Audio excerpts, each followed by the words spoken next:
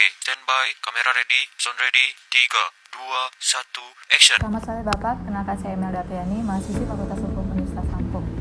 Pada kesempatan kali ini saya sangat berterima kasih karena Bapak M. Andriza Agus Fahlevi SHMKN selaku notaris telah berkenan untuk melakukan wawancara langsung pada hari ini dengan tema wawancara yaitu proses pembentukan atau pengujian peraturan. Mungkin langsung saja Pak, kita mulai pada pertanyaan pertama. Seperti yang kita ketahui sebagai pejabat umum, notaris ini kan memiliki peran yang penting dalam kepastian hukum. Menurut Bapak sendiri, bagaimana posisi notaris dalam sistem hukum Indonesia, khususnya dalam pembentukan peraturan? Terima kasih Mbak sudah berkunjung ke kantor saya dalam wawancara ya. Kalau untuk peran notaris dalam pembentukan undang-undang itu kami itu sebenarnya notaris itu sudah ada payung hukumnya gitu. Kami ini adalah organisasi Ikatan Notaris Indonesia gitu. Kami itu ada yang namanya MPD, MPW, MPP ya kan, itu Majelis Pengawas Wilayah, Majelis Pengawas Daerah, Wilayah dan Pusat ya kan. Jadi ada tahapan-tahapannya. Untuk dalam pembentukan undang-undang mungkin kami tidak bisa berperan ya sebagai notaris, anggota Ikatan Notaris Indonesia itu kita tidak berperan. Terima kasih. Baik, terima kasih Pak atas jawabannya. Kemudian kita beralih ke pertanyaan kedua ya Pak. Seiring berkembangnya teknologi dan kebutuhan masyarakat, tentunya ada aturan yang mungkin sudah tidak sesuai dengan kondisi saat ini.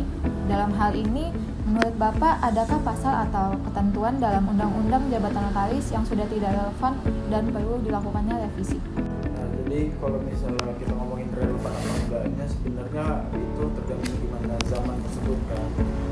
Kalau misalnya kita kilas balik lagi tadi yang udah disebutin pasal 30 Undang-Undang 30 nomor 2004 itu tuh udah dibilang cukup sempurna karena di dalam situ mencakup untuk pengangkatan notaris, pemberian notaris di dalam situ dan kewenangannya gitu kan. Di situ udah disebutin. Kalau misalnya kita ngomong itu relevan atau tidak, sebenarnya relevan aja. Kalau misalnya ada yang harus diubah karena udah nggak relevan, itu kami dari ya yang tadi disebutin, dari kan ada tahapan-tahapannya kan, ada yang dari daerah, pusat, wilayah kan.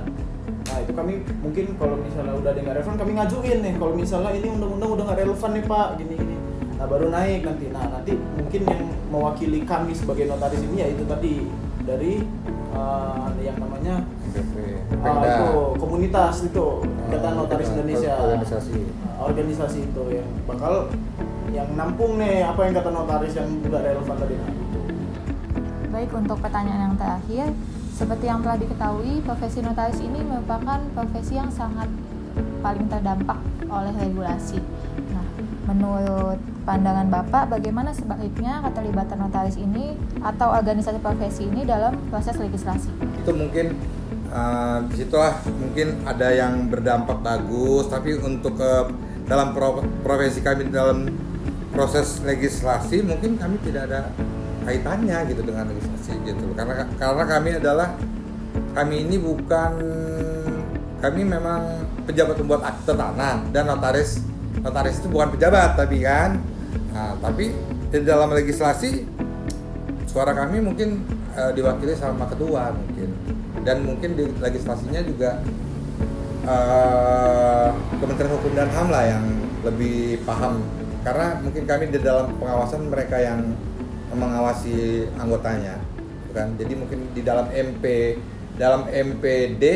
MPD itu ada namanya majelis pengawas yang dari memang anggotanya Kementerian Hukum dan HAM. Baik, Pak, sebagai penutup, wawancara ini tentunya memberikan pengalaman yang besar bagi saya sebagai mahasiswi Fakultas Hukum Universitas Lampung.